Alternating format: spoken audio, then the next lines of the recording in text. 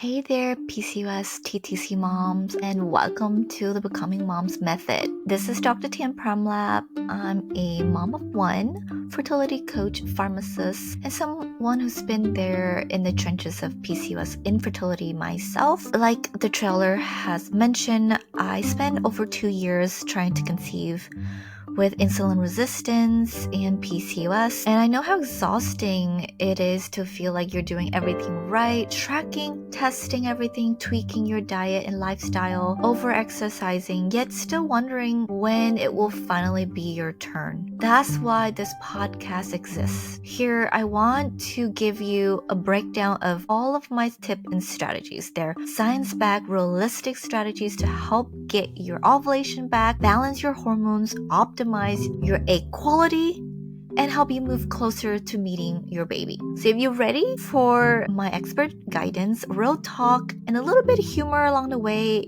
hit that follow button and let's dive in. This week is probably pretty exciting. We're talking about the best way to track ovulation in our episode. And especially tracking ovulation with PCOS is different than tracking ovulation. Well, technically not particularly, but in a way, yes. So when I first started trying to conceive, I bought a bunch of, the OPK, the over-the-counter tracking test strips. And I just went to town with tracking, even though I had like zero period, no cycle whatsoever. So I don't even know what I was doing with those. Yeah, so if you're like me and you're confused, frustrated, or just straight up feeling betrayed by ovulation tracking while you're having PCOS, you're not alone, right?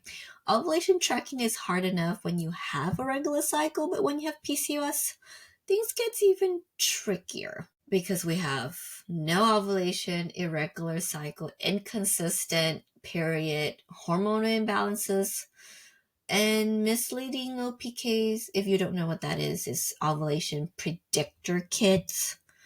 Can make you feel like you're constantly guessing when or if you're ovulating. So like, when do I have sex? I have no idea.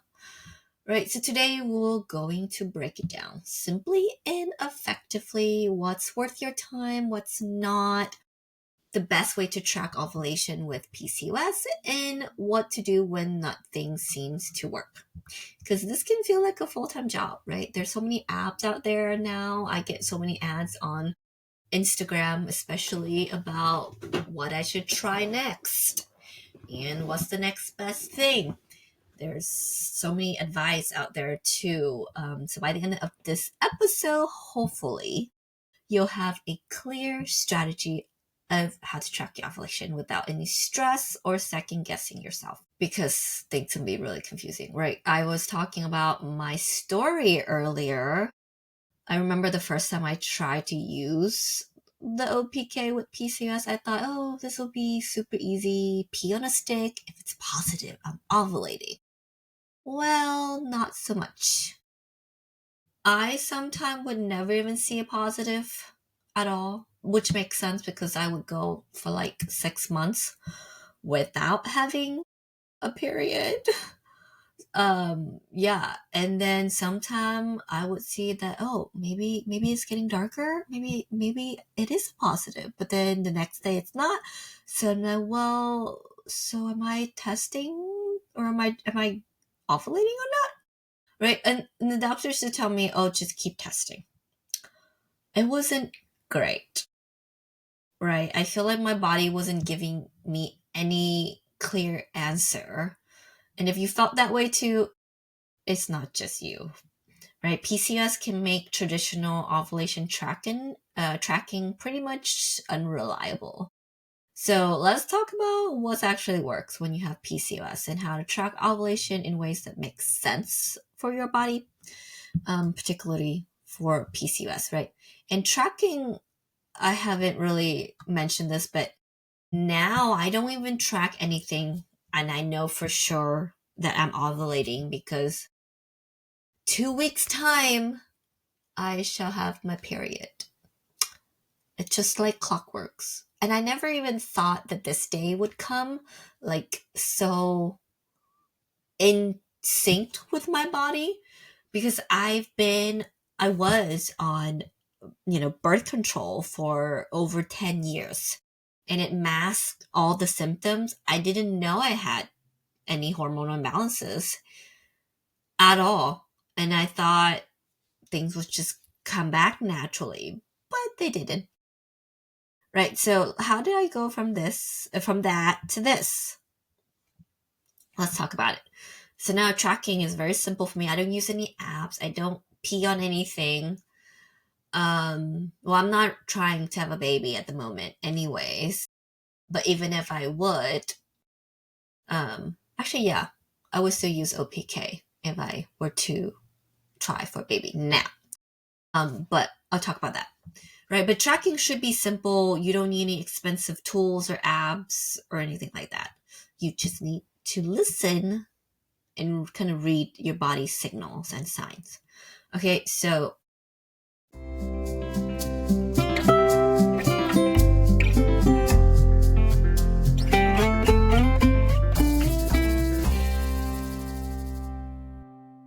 During this quick interruption, but I have something I know you're going to love. If you've been feeling frustrated, lost, or just plain exhausted from trying to figure out how to regulate your cycle if you have irregular ovulation with PCOS and have to optimize your egg quality on your own, I've got you.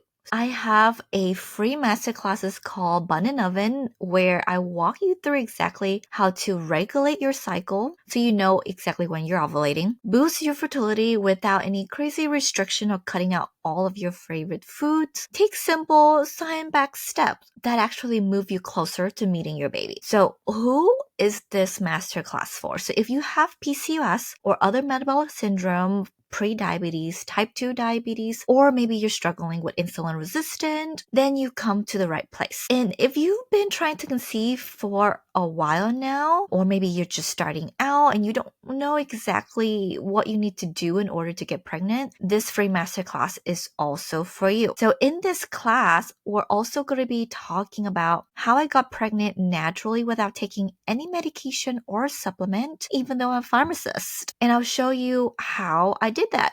Right? I spent over 2 years trying to conceive, and I'll be able to go in depth a little bit more on the little mistakes I made along the way and what to do instead and how to avoid what I did to help you conceive a lot sooner than I did, right? I don't want you to have to spend 2 years trying to figure this out on your own. If you can take a shortcut, why not? This entire masterclass is about less than an hour long. I also will show you the method that I teach my clients now that helped them fall pregnant within 6 months, and one mama even got twins. So we'll go over how I regulate my cycle. It's normally really spaced out. Every 6 months or so, I would have a cycle, maybe once or twice a year. But after learning what I will show you in this masterclass, it was coming every single month right on the dot, every 28 days, which is kind of insane, right? That is exactly what you'll get in this powerful training. So my proven method that allowed me to regulate my cycle from over 108 days long to a 30 days consistent cycle, and how I improved my insulin resistance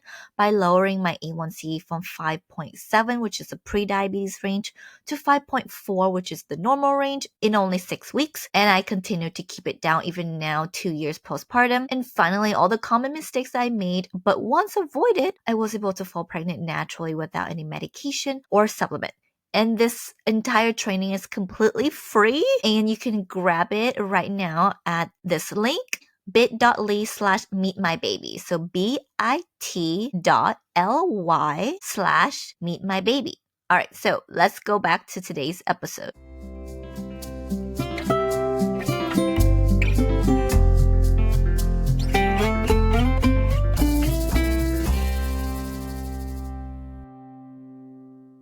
Number one, we need to be focusing on is don't rely on OPKs alone. Use multiple methods, okay?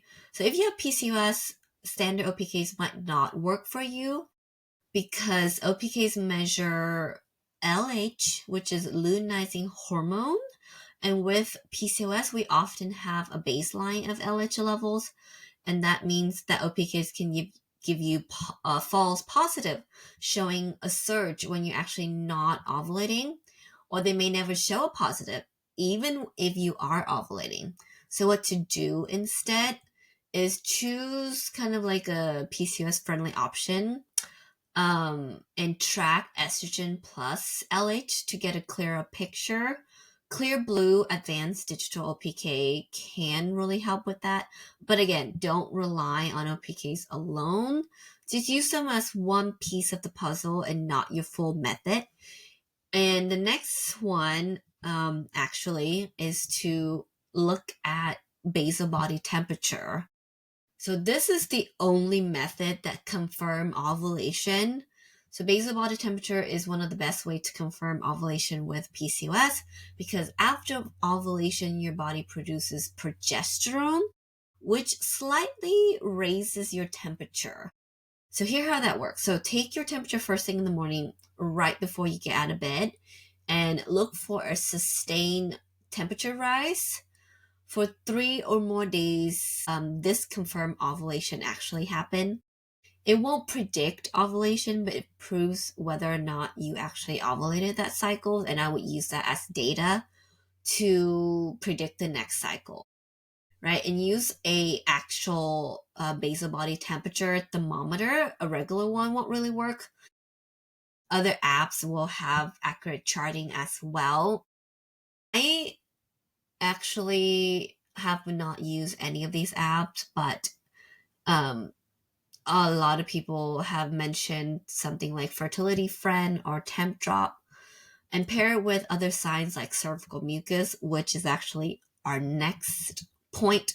And I feel like this is the most important point, really, because that's what I use for a complete picture, right? So I use cervical mucus, and that changes throughout your cycle, and it's a great sign for natural ovulation. Natural sign for ovulation. Okay, so what to look for? The dry or sticky mucus, it's kind of the beginning of the fertile mucus. And creamy or lotion like mucus, you're getting closer to ovulation. And then when you see egg white and really stretchy, like super thin watery mucus, this is your most fertile time.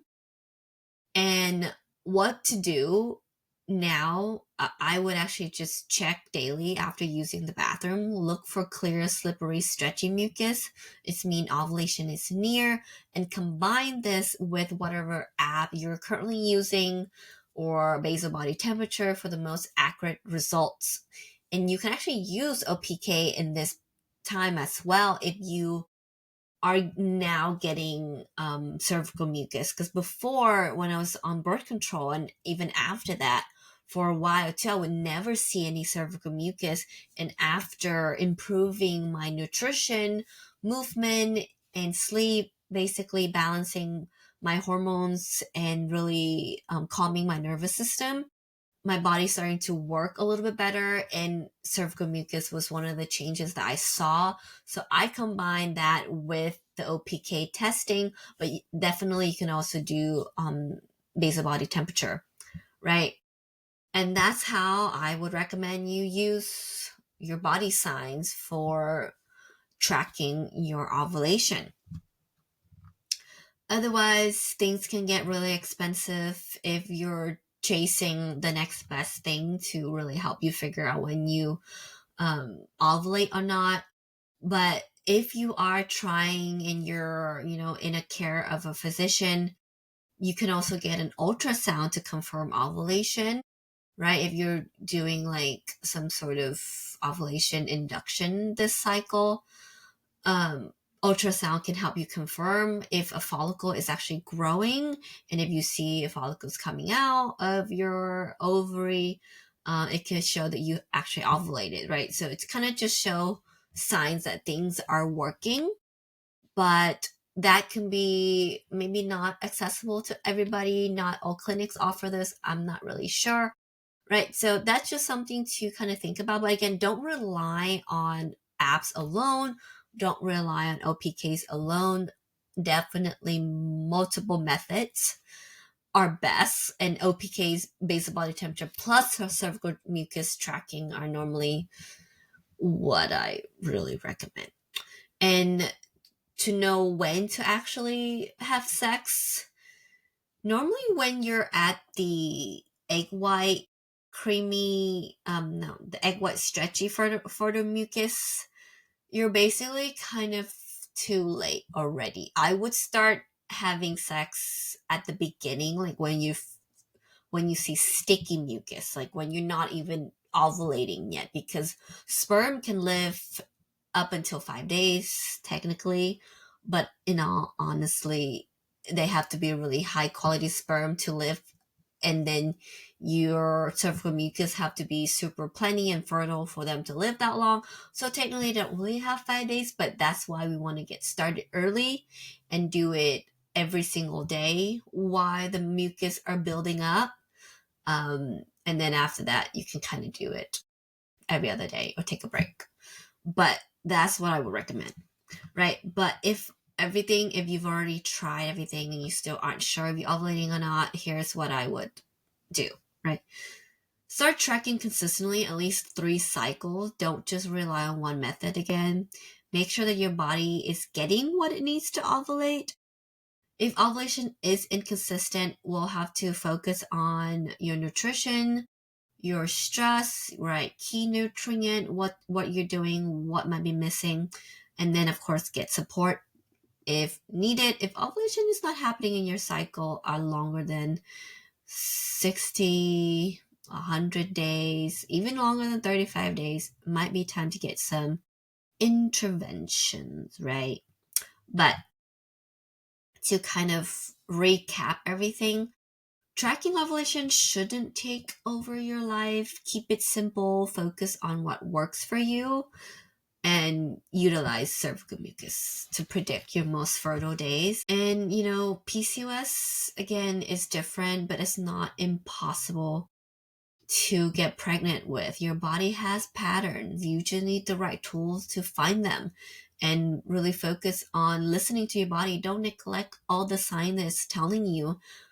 We get really busy and it's hard to kind of prioritize ourselves, but that's basically what you need to do. Prioritize yourself, and naturally things will fall into place, right? So I hopefully this episode was helpful and it helps you kind of get a fresh perspective on tracking ovulation. And honestly, I really only use now the Fitbit app. I use that to track fitness, sleep, and ovulation all in one.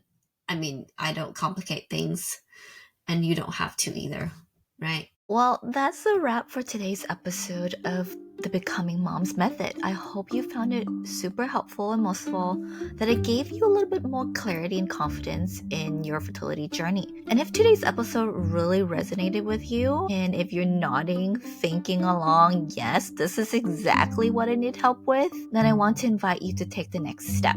Because here's the truth, right? You don't have to keep guessing, keep second guessing, or keep trying random things, hoping something will work, which is what I did for over 2 years. You deserve a plan that actually made for you. So that's exactly why I created your next step called the Sticky Baby Formula. So you don't have to keep wondering what's missing or if you're doing the right thing. So with Sticky Baby Formula, I take a deep dive into your fertility journey and I tell you exactly what's working, what's missing, what to do next, right? Think of it as me sitting down with you, breaking it all down, giving you clear, personalized roadmap so that you can stop spinning your wheels and start making real progress towards your baby today. If that sounds like something you need right now, go to this link to get started. So bit.ly again, bit.ly/mystickybaby. Once you fill out this form, I'll personally go over it. I'll look at your information and everything that you submitted from this personalized form, and I'll send you a custom-made video with me recording my screen, sharing all of the tips. I will create a roadmap for you with all of my best recommendations according to what you provided, and you'll get this personalized video in 48 hours. So this is your chance to stop all the guesswork and start taking action with confidence. So if you're ready, head to bit.ly/mystickybaby now, and I can't wait to personally walk through this with you. I'll give you that link again. It's B as in boy, I as in igloo, T as in Tom, L as in Larry, Y as in yellow, /my-sticky-baby. All right, friend, until next time, take care, stay hopeful, and know that I'm always cheering you on.